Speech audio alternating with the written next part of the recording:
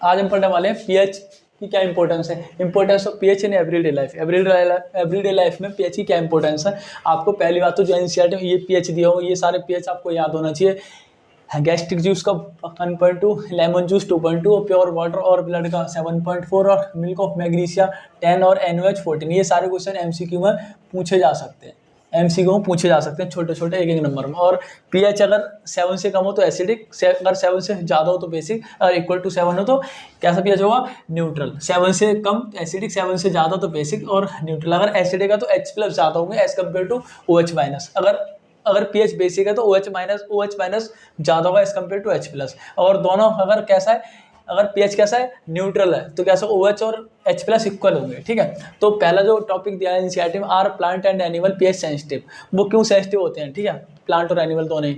तो हमारी मतलब body work with in pH range, जो बॉडी होती है प्लांट की, एनिमल की, जो भी बॉडी होती है वो पीएच, एक पीएच की रेंज होती है उस पर काम करता है। कितना, 7 से लेके 7.8।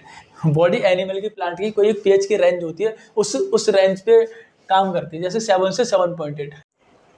Living organism survive only a narrow range of pH change. अगर हल्का फुल्का चेंज होगा तो लिविंग ऑर्गेनिज्म इजीली सर्वाइव कर जाएगा, अगर ज़्यादा चेंज होगा तो इजीली सर्वाइव नहीं कर पाएगा। तो पीएच ऑफ रेन वाटर, जो रेन वाटर रहता है उसका पीएच कितना होता है, लेस देन 5.6 से पीएच क्या होता है, कम होता है, उसे हम कहते हैं एसिड रेन। और एसिड रेन कहाँ पर ज़्यादा देखा जाता है, जहाँ पे इंडस्ट्रियल एरिया रहता है, फैक्ट्री वगैरह ज़्यादा रहती है, तो वहाँ पे मतलब ज़्यादा मतलब एसिडिक वो निकलती हैं गैसेस। तो जब होती है रेन तो गैस और एसिड रेन मिलके, मतलब पानी और गैसेस मिलके क्या बनाती हैं, एसिड रेन। तो एसिड रेन को सारा पानी फिर वो कहाँ जाता है, वो जैसे मतलब सारा पानी आ रहा है नीचे, वो कहाँ जाएगा, वो जाएगा रिवर में, और रिवर में जाकर भी उसी रिवर का पीएच कम कर देगा।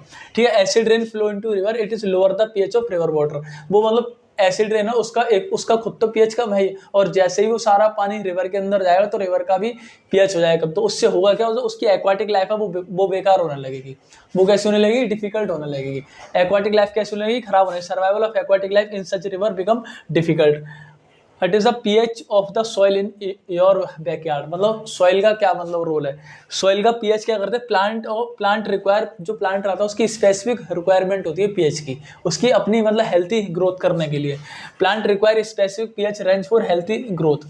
तो हम क्या करते हैं, अलग अलग जगहों से क्या करते हैं, अलग अलग जगहों से सॉइल को, अलग अलग जगहों से क्या करते हैं, सॉइल को इकट्ठा कर लेते हैं। अलग अलग जगहों से सॉइल लिया तो उन्हीं सब जगहों से पीएच वो करते हैं।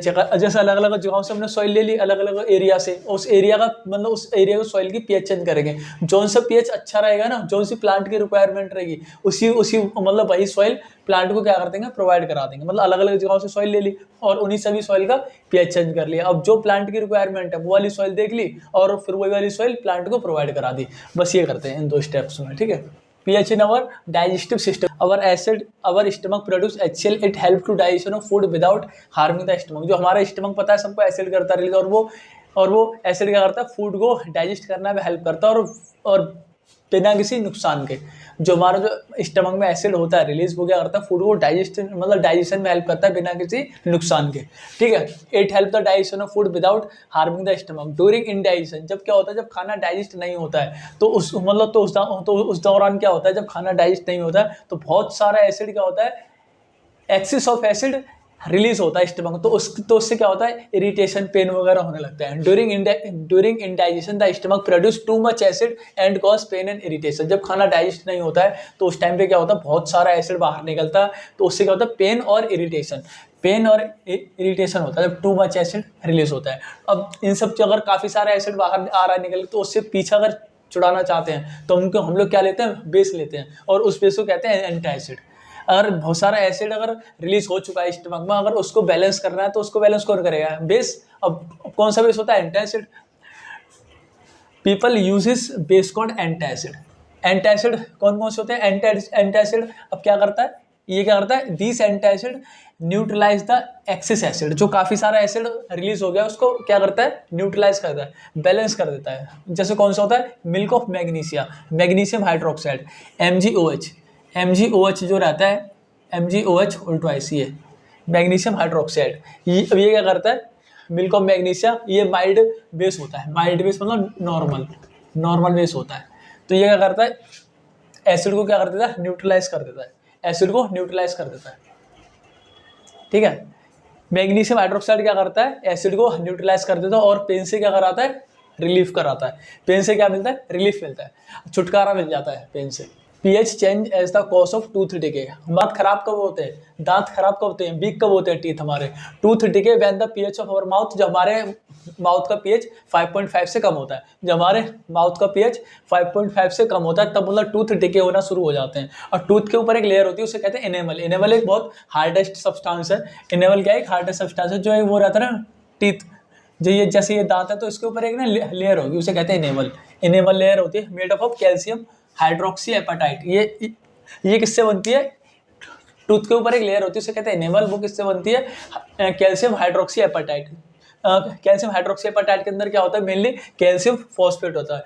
जो एनेमल क्या है, hardest substance in the body, बहुत हार्डेस्ट सब्सटेंस रहता है, इजीली ब्रेक नहीं होती है। और ये पानी इसमें क्या होती है, पानी से बेकार नहीं होती वाली layer. It does not dissolve in water, water में डिजोल्व नहीं होती, अब लेकिन ये बेकार होने लगती है जब हमारे माउथ का मतलब पीएच 5.5 से कम होता है। इससे पानी से जो एनेमल लेयर होती है, जो ये एनेमल लेयर होती है, इसे पानी से कोई फर्क नहीं पड़ता है। लेकिन हमारे माउथ का पीएच जब 5.5 से कम होता है तभी धीरे धीरे धीरे धीरे एनेमल वाली लेयर खराब होने लगती है, ठीक है।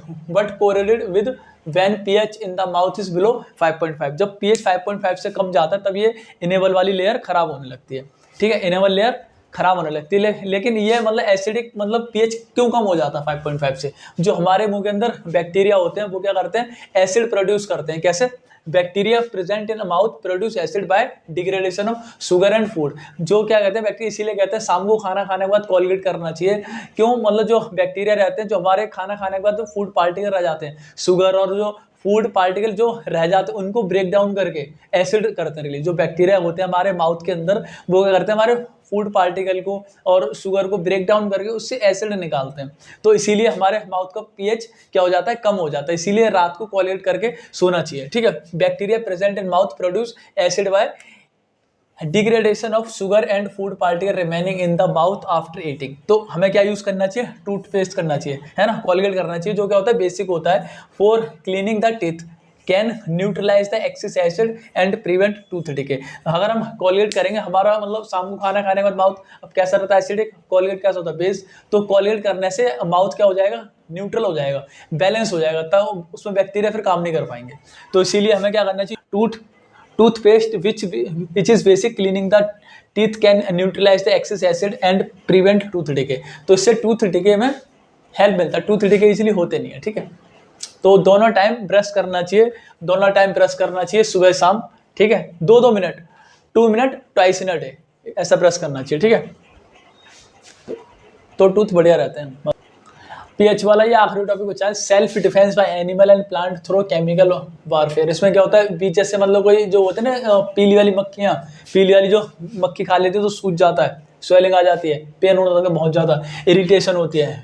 Bee sting leaves acid which cause pain and irritation. जब मतलब वो पीली वाली मक्खी खा लेती हैं, काट लेती हैं, तो उस वाली एरिया वो क्या करते हैं, वो एसिड को करती है रिलीज, तो उससे वो काफ़ी सारा पेन वगैरह होता है, इरिटेशन वगैरह होती है। तो उस टाइम पे क्या करना है, जब पीली वाली मक्खी काट लें तो उसी टाइम पे आपको क्या करना चाहिए, आपको ना बेसिक कोई मतलब माइल्ड बेस यूज़ करना चाहिए। क्योंकि वो अगर वो जहाँ पे मतलब वो काटती हैं, बाइट करती हैं, वहाँ पे वो एसिड करती हैं रिलीज, तो इसी वजह से हमें एसिडिक मतलब क्या होता है, पेन होता है और इरिटेशन होता है। तो हमें उसी एरिया पे क्या करना चाहिए, हमें बेसिक यूज़ करना चाहिए, लाइक बेकिंग सोडा, जो घरों में आजकल सभी के यहाँ मिलता है, baking soda on the stung area, तो उससे हमें आराम मिल जाता है। जैसे ये बेकिंग सोडा लगाएंगे ना तो उससे इरिटेशन पेन वगैरह क्या हो जाता है, थोड़ा सा कम हो जाता है, आराम मिल जाता है। तो sting hair of nettle leaf inject methanoic acid, वो कौन सा एसिड करते हैं release, methanoic acid. Methanoic acid का फॉर्मूला लिखते हैं HCOH, ये वाला एसिड क्या करते हैं रिलीज।